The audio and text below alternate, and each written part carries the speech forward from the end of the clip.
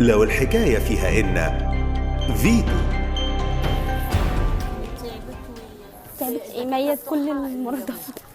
ايه؟ الدكاتره بتوع حياتيه دي في البيت هم اللي عملوا لها انقاذ يعني قلبها كان هيقف، عملوا لها سي بي ار، ما اعرفش تكتبيها ازاي. انا على فكره اختي دكتوره تحاليل برضه. بس فهم اللي اسعفوها يعني في البيت وجابوها. جابوها لوحدها. امال ايه نزيف حدي ولا دي هي زيها؟ طيب وهي دلوقتي حالتها مستقره؟ اه احسن احسن من كده. طيب كويس. بقى اشعاعات وتحاليل